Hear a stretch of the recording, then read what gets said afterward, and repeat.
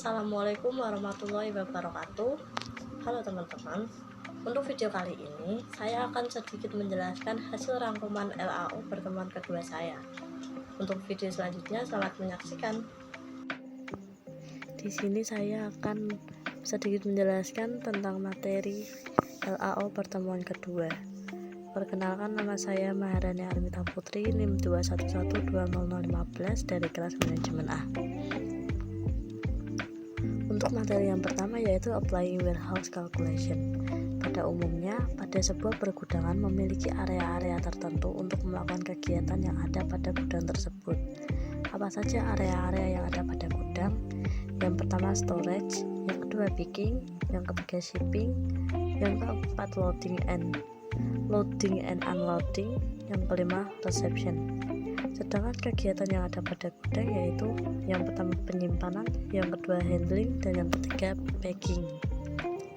Saat kita akan menyimpan barang pada gudang, kita perlu perhitungan untuk kapasitas gudang itu sendiri. Untuk menghitung kapasitas penyimpanan gudang, ada beberapa faktor yang harus diperhatikan, yaitu yang pertama, memastikan ukuran palet. Pada umumnya ukuran palet berukuran 1x1,2 mm. Yang kedua, mengestimasi berapa stek atau tumpukan barang. Yang ketiga, memperhitungkan ukuran palet dengan ukuran lantai. Yang keempat, menghitung luas gudang. Yang kelima, menggunakan rasio atau space penggunaan. Materi yang kedua yaitu Product Knowledge, SKU atau Stock Keeping Unit. Apa itu SKU? SKU adalah pembeda jenis atau jasa yang dijual. SKU disebut juga dengan part number, product number, atau product identifier.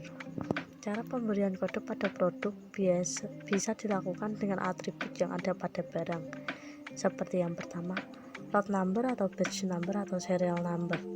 Yang kedua, tipe atau nama produk. Yang ketiga, warna, ukuran, dan yang lainnya. Lalu yang keempat, packing atau bungkusan seperti botol, drum, kardus, dan lainnya. Yang kelima, expired date. Yang keenam, barcode. Terminologi: perbedaan stok atau inventory dan stock take atau stok opnam. Stok atau inventory yaitu barang yang disimpan, persediaan yang tersedia untuk digunakan atau dijual. Sedangkan stok opnam yaitu membuat daftar perincian persediaan yang ada, seperti jumlah barang, kualitas barang, dan kelayakan barang. Klasifikasi inventory berdasarkan fungsi yaitu stok minimal rata-rata, cadangan stok yang mengikuti fluktuasi atau naik turunnya, cadangan stok atau anticipation stock. Sedangkan berdasarkan jenis dan posisi yaitu bahan baku atau raw material stock. Yang kedua, bagian produk atau parts yang dibeli atau purchase part atau komponen stock. Yang ketiga, bahan-bahan pembantu atau supply stock. Yang selanjutnya, barang setengah jadi atau dalam proses yaitu work in process atau progress stock. Dan yang terakhir, barang jadi finished goods stock. Manfaat pengendalian persediaan. Yang pertama, menjaga agar persediaan selalu ada sehingga kegiatan produksi tidak terhenti. Menjaga agar jumlah persediaan tidak besar sehingga biaya yang timbul juga tidak besar.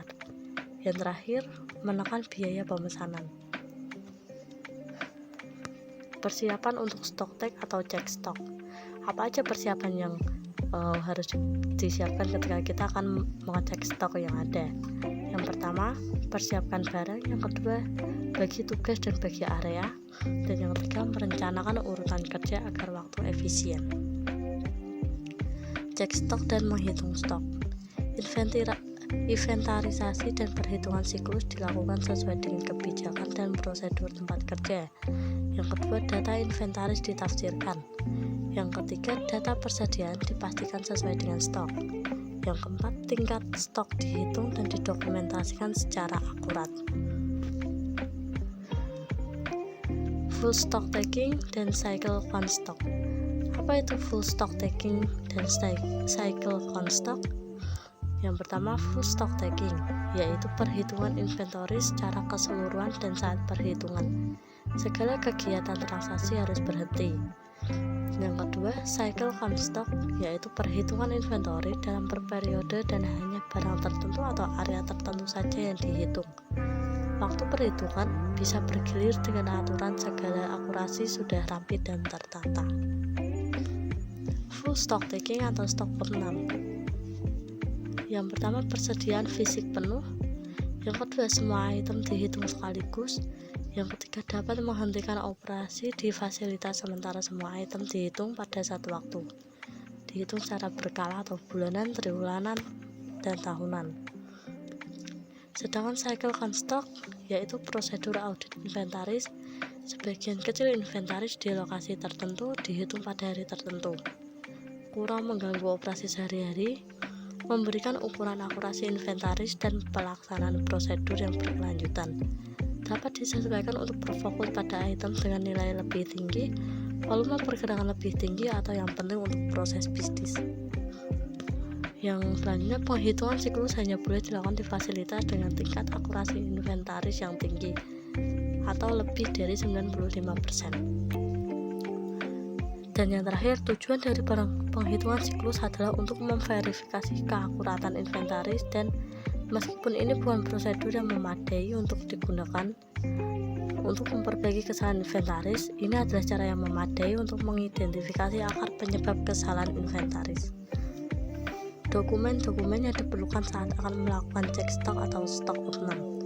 Yang pertama, daftar inventaris. Yang kedua, jadwal pengambilan stok. Yang ketiga, lembar perhitungan. Yang keempat, laporan pengambilan stok. Dan yang terakhir, laporan perbedaan. Cukup sekian materi yang dapat saya sampaikan, kurang lebihnya mohon maaf. Wassalamualaikum warahmatullahi wabarakatuh.